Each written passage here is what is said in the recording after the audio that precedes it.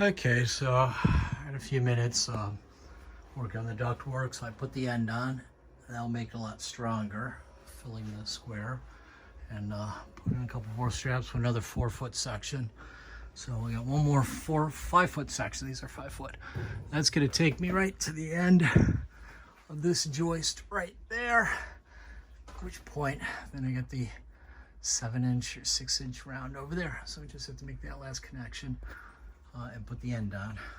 Unfortunately, that's 5 feet, and my piece is a 5-foot section and a 4-foot section. So I'll put this on the bottom. I have to fill in this side here. Maybe I'll slide this down. I don't know, but that's for another day. So last week I ordered an air conditioning unit. It was a 2-ton, I think it's 18 or 19 or 23 SEER, and it was on sale for $500 off. And then today I checked the status because it's supposed to come next week, and I saw that it was on the truck. Then yeah, I guess they delivered it.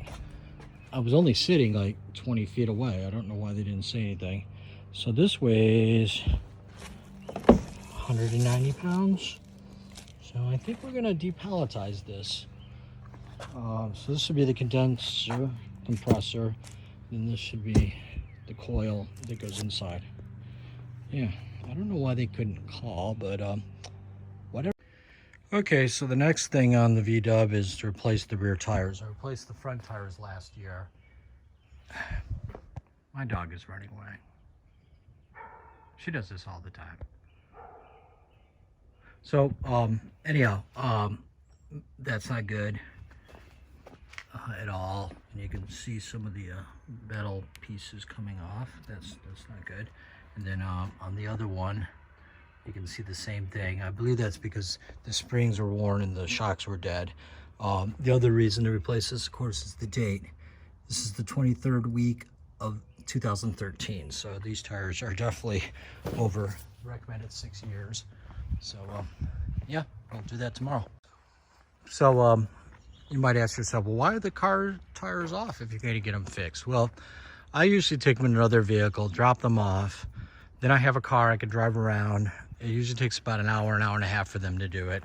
That way, they're not checking for stupid shit that I don't want to know about, like, are my shocks worn or my parking brake needs to be tightened and all that crap. They just fix the tires. Also, that way we don't have to play 39,000 questions on why one tire is different than the other tire. So I just bring them the wheels. They usually appreciate it. It's less work for them and less grief for me. So that's why the tire's in the back of the truck and not on the car. Well, good news and bad news. The good news is the ABS sensor came. This is the part that kind of got destroyed last weekend. So I just clip it in, slide her in the hole, and bolt her up. The unfortunate thing is I'm missing 2 wheels. I dropped them off this morning. They said they could get the tires from the NTB about 6 miles away. And the manager guy said he would do it over lunch, and that at 5 o'clock they'd be all done. Of course, you know how this story ends. At 5 o'clock I call and they're not done. Oh, we didn't get to them. Which is kind of frustrating because I gave them like 6 hours to do it. So yeah, I'm gonna put the sensor on. I think I may change in the oil, but no tires, no wheels. Very disappointing. Oh well, whatever. Okay, so we had to do a little persuasion with the die grinder to open up the hole a little bit, but she's in there and she's straight, and more importantly, let's see if I can get in there. She don't rub, which was the problem with the other one when it imploded. So all we do now is wait for our wheels tomorrow, tires to be installed. Okay, so when I took the truck down south 2 weeks ago, I noticed my turn signal was going very fast. Now when that happens, that means that I suppose normal, click, click, click, click, one of the light bulbs is out. So I went up front, saw that that light was working, so that means the rear light's not working. So and also the brake light's not working. So I have this brake actuator here. So basically a stick or a pole in this case. And I got the blinkies going. So the only thing I can't activate is the rear or the reverse. I guess I could put it in reverse. So you can see here we got brake light, no brake light. So earlier today I popped this bad boy out. So basically take out 7mm screw, not 8, not 9, not 10, 7mm screw. And then this whole unit slides out. There's a post here and then there's a broken one here. That's why it rattles a little bit. The bulb's fine. So I put a multimeter on it and I wasn't getting any power.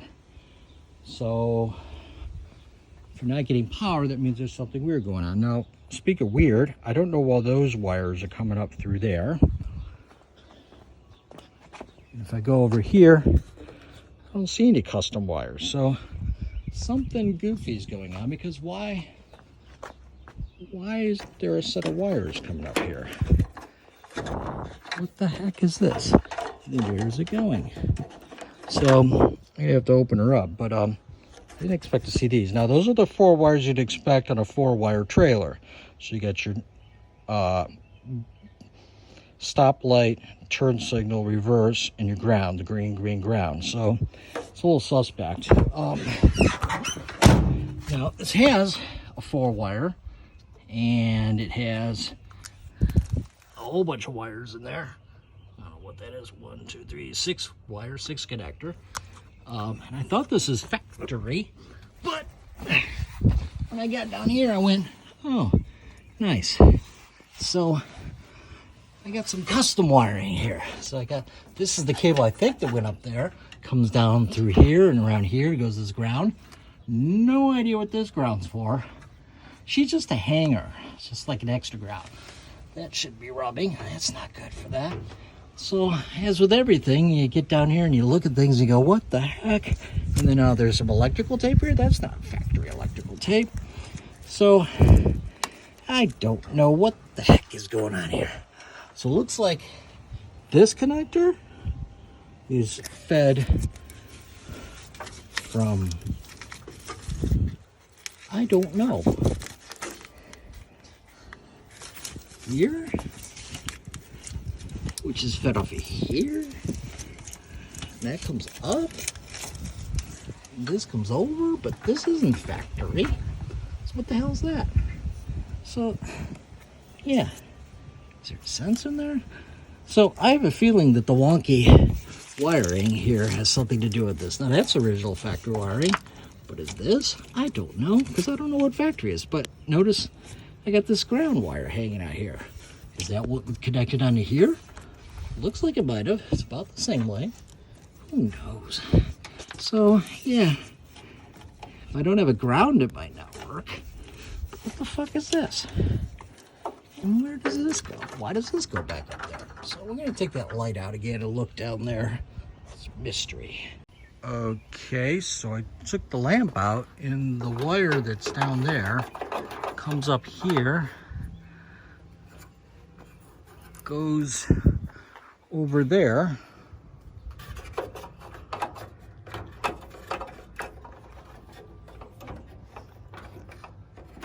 you can see right there, and comes out here. It's just a trailer hookup. Now, why I need a trailer hookup all the way there is beyond me, and even more interesting is they did this on purpose because that connector won't pull back.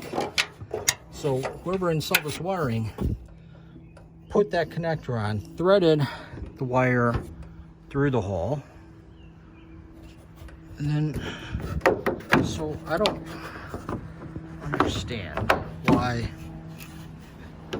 there's a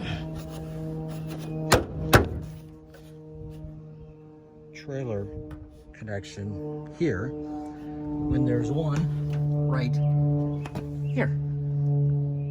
Well, that one's getting kind of cruddy up. Okay, so I know whatever wiring was done that was weird is in here. They didn't connect here, so the problem can't be here. Yeah, very mysterious. Okay, I stand corrected. I took the light bulb out of here, nice overspray, and put it over there, and it is working. So I'm just going to replace both those light bulbs and be done with it. This one's getting kind of old. Well, she's getting that tinty look. That's vapor deposits from the filament. As it burns bright, it coats the inside of the vacuum of the glass. So you can kind of see it right there. I don't know, maybe you can't see it. There we go. Anyhow, so, well, that's good. It's not the wiring. We'll put that back. I think I pulled this up because this is not intuitive. The pin has to come this way. I was trying to get this out a couple weeks ago this way, and it broke the pin out. So I'm gonna just kind of glue that back together. And when I went over here and removed this one, I found that there was only one screw. So of course these are goofy threads, but I'm going to see if I can get another one, kind of hold that in tighter. And you can see they really went to town on the overspray. They replaced this fender at some point. So yeah, well, at least it's not the wiring. Okay, now we're all lit. So while I was at the parts store, I realized that light didn't come on. So I took the one on the left and put it in the center, and notice there were two light bulbs. The center and the other side was out. So I'm going to replace them with these LEDs, because believe it or not, I got more LEDs in this size than I do have glass, the original. So we're looking a lot better. Let's see if we get the tick-tock. Guess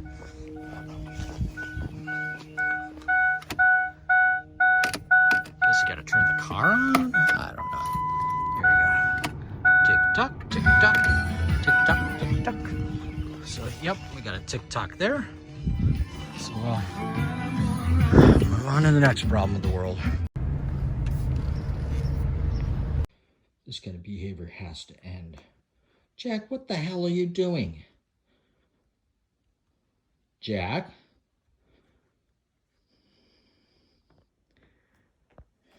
What are you doing, Jack?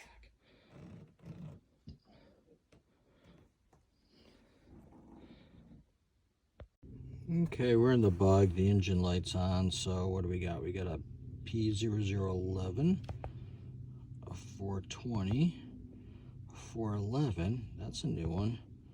A rough road sensor. What the? So we'll go look these codes up. That one surprises me.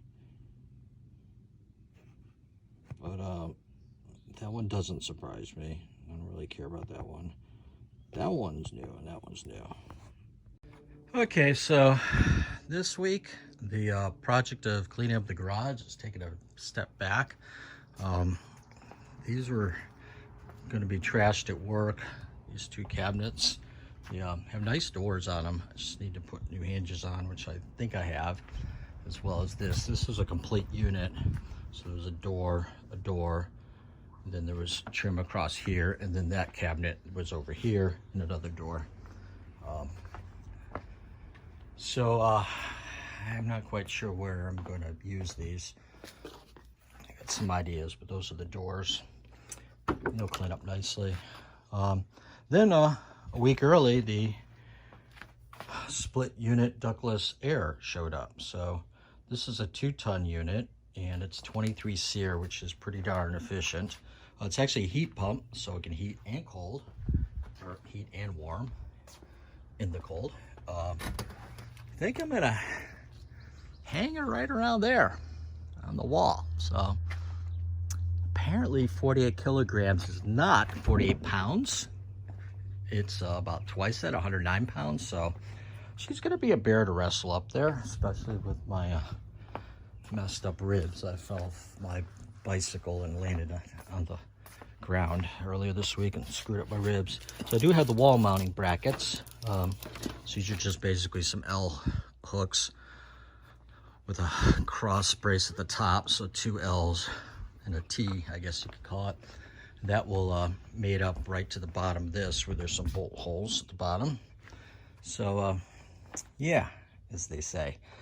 So the air comes from the back and then is exhausted out the front. Then I got 16 feet of hose. So then this part So I'm gonna move upstairs because I'm running out of room down here.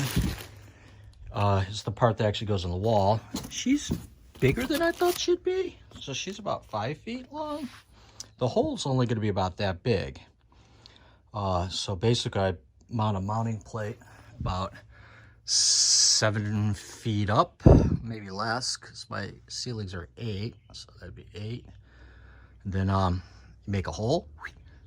I've got double walls staggered, meaning there's a 2x4 wall and then another 2x4 wall. And they're staggered so that no one 2x4 goes all the way through to the other side, thus stopping the heat flow. So I'm gonna have to be somewhat careful on how I do my holes, because if I do it here, that won't work because there's a stud. If I do it here, which would be the middle, the outside, there will be a stud. So I gotta go like here or here.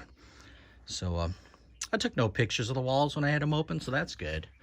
That makes it a little more funner. But the hole will be small, and then we just take the suction and pressure line, and then there's like a hose in here.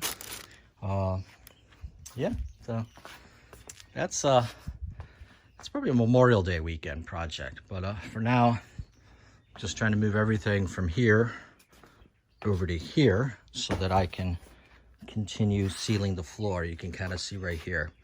So about 10 years ago, I found this in the trash, and it's been sitting outside. And she's got powerful chemicals because it's a chemical master. It is a polyseal. So I've been just kind of lobbing it onto here, and I might even use a roller this time. But I'm up to here and here. So this weekend, I want to do this section, maybe even this section. So this is an attempt to make the floor last longer, as well as get rid of this, which is showing its age. And when the temperatures at night get around high 50s, low 60s, then we can epoxy that and get that out of here. So we can use this and put cars in here, which I think is the goal of this house. A car house, maybe a garage. Who knows? Stranger things have happened. So that's the part that goes upstairs. She'll mount like that. And I was thinking about putting her over here, but now that I look at her, she's not too wide. I may put her right up here. But those pictures, not sure. And then I realized I might have to pull electricity, which won't be too bad because I can just make a hole downstairs through the plate and kind of go up. But for some reason I wasn't planning on that. I don't want it there because my seating position is there, aka the throne. Looks like somebody had some alcoholic beverages. So if I put it here, it'll be in the middle of the room. The cold air will flow down. Most of the time it'll be cooling, not heating. But if I put it here, I'll hear it more. Well, no, I'll hear it less, but I'll see it in my peripheral. So I'm put it there. So another thing about this is she'll connect to the interwebs. So I can control her with my smart things. So I can say, you know, adjust the cooling basically. The other thing is because it is a 2-ton unit, because really I only need about a ton, maybe a ton and a half. And I've just been using a little air conditioner there and there. She'll cool down very quickly. So I can let it warm up during the day, and at night when I spend most of my time up here, I can bring that cooling down quickly. So that's the theory. Also, I got a 24-year-old gas furnace. It's 90% the other side, but right now I will have electric heat as backup. This, which I'll probably use most of the time because it may actually be more efficient than gas, as well as the gas furnace, which has there and there. The thing I don't like about the gas furnace is it's relatively loud because the air returns over there and the fan's only a 1.5 feet away. I hear it a lot, so I hear lots of definitely. Whereas this, I believe, is going to be a lot quieter. And being a heat pump, it's should be cheaper to operate. So there you go. And while the gas furnace is on the interwebs, that is a fun remote. So maybe that'll be even easier to manage. So as it's getting warmer, we want to finish connecting this. So I need another 5-foot section. I have a 5-foot section, but unfortunately it's the last section and it's missing a chunk. So here she is all put together, but she's kind of like got this chunk out, and this is exactly the length I need, of course. So I took the other half of this, which was too long this direction, too short that way, and rebent it to there. So I kept the lip, so this lip slide it right into there. Whoops, slide right into there like I did. And then the other side, make an inch longer so it will overlap over here. And then it will overlap over here an inch. So I made it an inch too long this direction and this direction, and fold that all over there. So all we got to do now is pound that section into the channel, and then I'm going to put some pop rivets in here, and put some pop rivets in here, and kind of get her around there. Then I'll put her into place. Then we need to make an end cap. That's not going to work, but somewhere around here I had a piece of metal that would work. Maybe it was that metal. I don't know. That's the other. What does that do? Oh, no, I didn't take that piece. I took this piece and made this little piece out of there. So that piece is going to become the end cap. And this is just scrap. So, yay. Okay, so she's in. So I trimmed off this corner so I could slide down here, and I trimmed off this section because I couldn't put 2 layers in there. But that's all in there. And then I put a pop rivet here, then over here. And then on the corner here where I folded it around, I put in 4 pop rivets. She ain't going anywhere. Of course, we'll tape and use mastic on that. So the next thing is to just kind of plop her up there. Yeah, that's all we need to do. Okay, so we're gonna cut the end cap. I decided to use this big piece. I had some ghetto pieces with holes and already lots of bends. So basically I flatten this edge out. So the square is 12 by 14, but I'm gonna have an inch overlay. So we got 16 and 14. So 14 and 16. Then I marked where I'm gonna fold it in the 90s. So of course I'll have to cut in here. So this isn't a big deal because it's really gonna be right there. So it just on the end cap won't cover that whole section there. So I'm gonna look forward to not cutting this. I need to change my blade so I can cut that speaker and put it in the burn pile. It got wet during the fire. Well, not the fire, the fire put out, and it exploded. They're EPI speakers from the 80s. So I took the drivers out and the quote crossover, and I'll put that in eBay's for anybody who wants a new tweeter. But that case is just gone. This is why pressed wood is very good for speakers, but not good if you get water damage. So you can see it all just, I mean, I guess theoretically they sounded okay, but they just looked like complete ass. So as I'm bending this, I realized I had to deal with the corners, so I decided I would slit this. So I'm going to go in 1 inch. This is the tool I use to bend. Just flip it up like that. Then using my really nice Milwaukee snips, just go right to there, slide it back to the other one, aligning it oh so carefully. This is going to be up down video, but that's okay because that's the way I'm viewing it, upside down. Right to there. Then once I flip it back up, these tabs will be the outside. Remember, the tabs on the outside. And yeah, so if this was 8th grade, we'd solder that. But this isn't 8th grade, so I don't have to worry about that shit. Okay, well, the BMW came back yesterday. I need to replace the front wheel bearing hubs, and I also bought new shocks because the front shocks are bad. And I heard that the OEM shocks are shit. So we got some Bilsteins. Wasn't the top of the line, but middle of the line. And we watched the YouTube video on how to take this apart. So basically, you remove this rubber housing here, you remove this back plate here, which is over there. And then you take off the side panels. I think there's a subwoofer down here. I don't know. It's pretty big. whatever she is. And this is where a spare tire would go if I had one, but I don't. I think I'm supposed to have run flats or something on here. I don't know. That's where the battery goes. Plenty of room for something in there. Jeez, I can run drugs or alcohol. Keep that out for future thoughts. So then you take the side panels off. So there's the top of the shock. Top of the shock. It's got that goofy fitting that hopefully I bought a toolkit that will work. So I'm gonna loosen those. We'll jack up the car and somewhere down here. It's just a simple bolt. It's right up there someplace. I think I might have to take the wheels off. I'm not sure. So yeah, I like procrastination. So those are the panels that go in the back. These go on the top of the shock collars. They're really nice rubber. These are the tools I use to remove these. These two go on the back plastic and these go on the side for those covers there.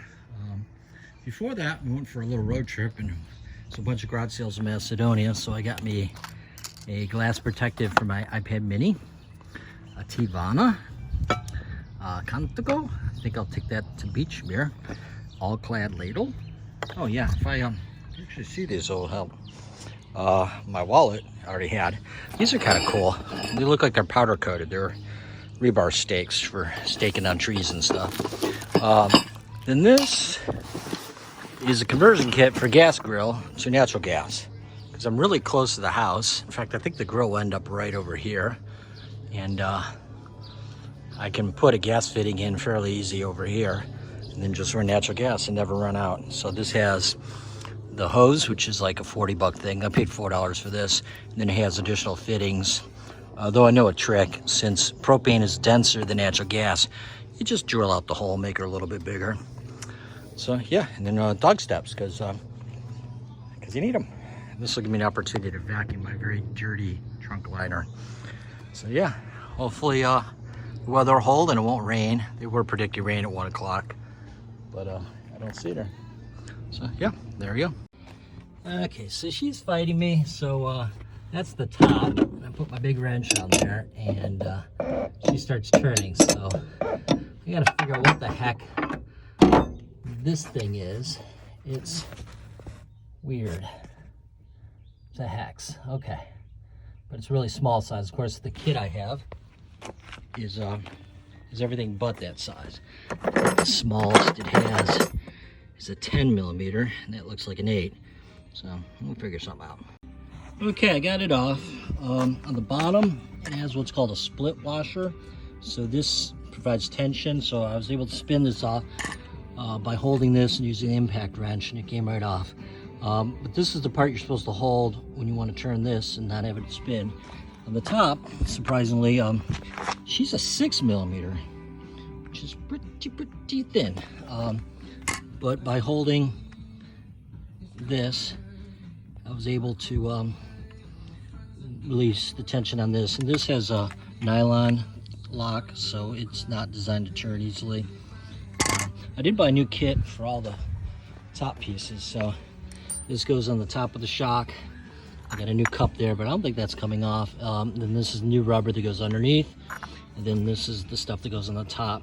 I'm probably just gonna replace this, and this is the part of the kit. I like this. Okay, so new shocks are in. The old shocks weren't shot, still worked, but definitely a big difference.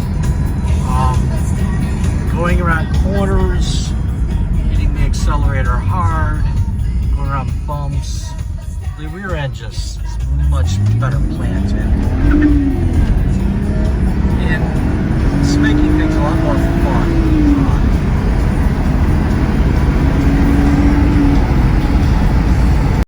Okay, time to find the car.